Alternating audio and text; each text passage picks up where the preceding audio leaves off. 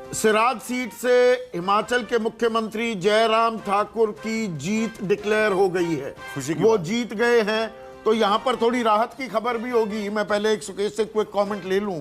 BJP के लिए थोड़ी दिक्कत का सबब यह रहा है इन पहाड़ी राज्यों में, हिमाचल उत्तराखंड की बात करूं, कि जो मुख्यमंत्री पद का उम्मीदवार होता है या इनकम्बेंट होता है वो हार जाता है। सिर्फ पहाड़ी राज्यों में नहीं, प्रेम कुमार धूमल और पुष्कर सिंह जोशी हाँ, एक वोट से चुनाव हार गए। वो तो पर कांग्रेस के थे, वो बनना चाहते थे, वो बनना चाहते थे और कहा जाता था कि उनको शायद हाईकमान का समर्थन भी मिल जाएगा एक जमाने में। मैं तो यहाँ पर जो चेहरे यहाँ तो चूंकि धूमल पिछली बार हार गए थे, इसलिए कहा जाता है कि ये बैड लक। वही पुष्कर सिंह धामी वाला भी तरीके से धामी हार गए थे। उसके पहले भी तो यहाँ राहत की सांस ले रही होगी उत्तराखंड। तो इसमें मास्टरी हासिल है। खंडूरी साहब को उसने हरा दिया, उसने हरीश रावत को हरा दिया, उसने पुष्कर सिंह धामी को हरा दिया। तो इस मामले में ज्यादा क्रांतिकारी पहाड़ का एक दूसरा क्षेत्र है उत्तराखंड, जो साबित होता रहा। पर यहाँ पर राहत की सांस ले रहे होंगे। आप कुछ अपनी बात जो कह रहे थे, देखिए ये वोट शेयर बीजेपी बढ़ा रही है, कांग्रेस का 15% डाउन।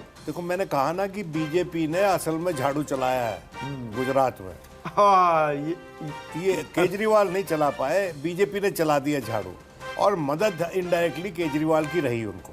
ये बात तो झाड़ू चला दी और वो झाड़ू आम आदमी पार्टी से ले ली। वो उन्होंने अपना झाड़ू चलाया कि आम आदमी पार्टी वाला चलाया, वो बात अलग है। हो सकता है उन्होंने वैक्यूम क्लीनर चला दिया हो, क्योंकि वो तो हाईटेक में बिलीव करते हैं भारतीय जनता पार्टी और माननीय प्रधानमंत्री। लेकिन हम कुछ और बात कर रहे थे।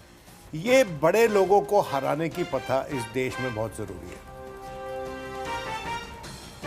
वो वरना इतने बड़े हो जाते हैं, वोटर को टेकन फॉर ग्रांटेड लेते हैं। जब बड़े नेता को हराती है ना जनता, जब ही जनार्दन होके उभर के आती है। जनता को अब जनार्दन बोलते हैं ना। जब तक बड़े नेता को नहीं हराएगी, उस पर अपना गुस्सा नहीं दिखाएगी, तो जनता जो है उसको फॉर ग्रांटेड लेते हैं लोग।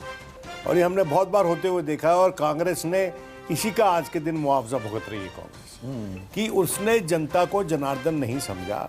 उसने सोचा कि वो डिफॉल्ट ऑप्शन है इस देश में, कि अगर सत्तारूढ़ दल आज का कल को क्षीण हो जाता है या अनपॉपुलर हो जाता है तो ऑटोमेटिकली हम आ जाएंगे। ये जो चीज़ थी, ये जो कॉम्प्लेसेंसी थी कांग्रेस की, उसको ध्वस्त किया है आम आदमी पार्टी ने। आज के दिन कांग्रेस पार्टी ये नहीं सोच सकती कि वो इस देश में डिफॉल्ट ऑप्शन है, क्योंकि और भी ऑप्शन कुछ बनकर उभर रहे हैं। कांग्रेस वाले पलट कर कहेंगे देखिए हिमाचल में हम कड़ी टक्कर दे रहे हैं, अभी हम 34 सीट पर हैं, बीजेपी 30 पर है। देखिए ऐसा है, अगर कांग्रेस ये ना करे तो अच्छा है, क्योंकि ये बीजेपी की आदत है कि 1 इंच गेन करना और 1 कॉस्ट दिखाना, कि gain an inch and show a mile.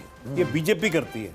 Congress भी अगर ये करेगी अपनी इस अवस्था में तो और बीमार होगी। नहीं, एमसीडी चुनाव में करते दिखे ना कल कांग्रेस के नेताजी, हमारी 4.25% वोट बैंक था, वो 11.68 हो गया। देखिए, मैं कभी कभी ये जो पार्टियों के स्पोक्समैन हैं, इनके लिए मेरे मन में बहुत दया भाव आता है, क्योंकि उनको अपनी आत्मा की जुबान के खिलाफ बोलना पड़ता है कभी कभी, क्योंकि वो पार्टी के बिहाफ पर बोल रहे हैं।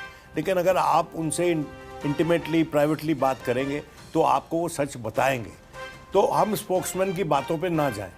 हम ये कह रहे हैं कि किसी भी इलेक्शन के बाद किसी भी पॉलिटिकल पार्टी को अपनी स्ट्रेटजी दोबारा से तय करनी होती है या उसको अपग्रेड करना होता है। और कांग्रेस पार्टी को अब, क्योंकि देखिए फरवरी में ये भारत जोड़ो यात्रा खत्म हो जाएगी राहुल गांधी की, और उस भारत जोड़ो यात्रा से क्या फ़ायदा हुआ है, एकदम से कांग्रेस को कर्नाटक की तैयारी करने की ज़रूरत पड़ेगी, राजस्थान की तैयारी करने की ज़रूरत पड़ेगी, मध्य प्रदेश की तैयारी करने की ज़रूरत पड़ेगी, और उसके बाद छत्तीसगढ़ की तैयारी की ज़रूरत पड़ेगी। ठीक है, अभी एक मिनट विनोद भाई, हिमाचल में बहुमत के बेहद नज़दीक कांग्रेस पहुंचते हुए अब 11 बज गए हैं। क्या ये ट्रेंड अभी सेक्युलर ट्रेंड के तौर पर दिख रही है, या हिमाचल में छोटी छोटी कॉन्स्टिट्यूएंसीज होती हैं, 1000, 500, 200, 300 वोटों पर भी फैसला होता है, तो आखिर तक ये नेल बाइटिंग फिनिश की तरफ हिमाचल जा रहा है क्या? मेरी सहयोगी दीपिका मेरे साथ जुड़ गई हैं, और अभी कुछ देर पहले हमने आपको खबर दी थी कि जयराम ठाकुर जो कि मुख्यमंत्री हैं, वो सिराज से चुनाव जीत गए हैं। इसकी बाकायदा घोषणा भी हो गई है। तो दीपिका, क्या कुछ आपकी बात हो पाई जयराम ठाकुर से? वहां पर क्या कुछ हो रहा है? उनकी जीत हो गई। और देखिए पहाड़ी इलाके में वो जी, हमने होते देखा है जी, कि मुख्यमंत्री जो है वही चुनाव हार गया, तो वो राहत की सांस भी शायद ले रहे होंगे। जी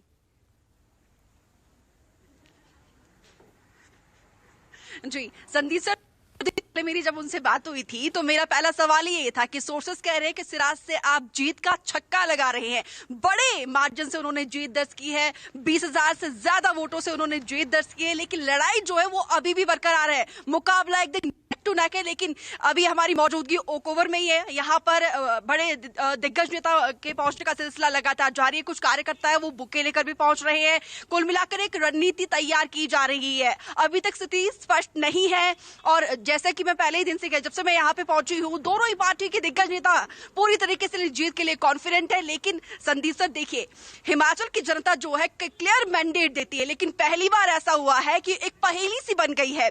सस्पेंस अभी भी बरकरार है। जैसे कि मैं कह रही हूं कि जैसे गुजरात और एमपी में एक प्रयोगशाला के तौर पर बीजेपी की सरकार करती है, लेकिन इस बार हिमाचल की जनता ने कहीं ना कहीं एक्सपेरिमेंट किया है और वो सस्पेंस अभी भी बरकरार है। मंगल पांडे, विनोद तावड़े, वो दिग्गज नेता मंत्री यहां पर पहुंच चुके हैं। पदाधिकारियों के पहुंचने का सिलसिला भी लगातार जारी है। कुछ कार्यकर्ता है वो बुके लेकर पहुंच रहे हैं और मिठाइयों के ऑर्डर का सिलसिला भी जारी है। हालांकि सिराज के लिए तो 2 दिन पहले ही मिठाई के ऑर्डर दिए गए थे। 2 क्विंटल लड्डू का ऑर्डर दिया गया था। लेकिन देखिए पहली बार कल जो है सीएम जयराम ठाकुर आराम से बड़े रिलैक्स मूड में ऐतिहासिक रिज मैदान गए, गोलगप्पे का स्वाद चखा, क्योंकि देखिए पूरी तरीके से वो रिलैक्स नजर आ रहे हैं। और जीत उन्होंने बड़े मार्जिन से दर्ज की है, लेकिन सस्पेंस अभी भी पर क्या यहाँ पर उल्टा भी हो जाएगा?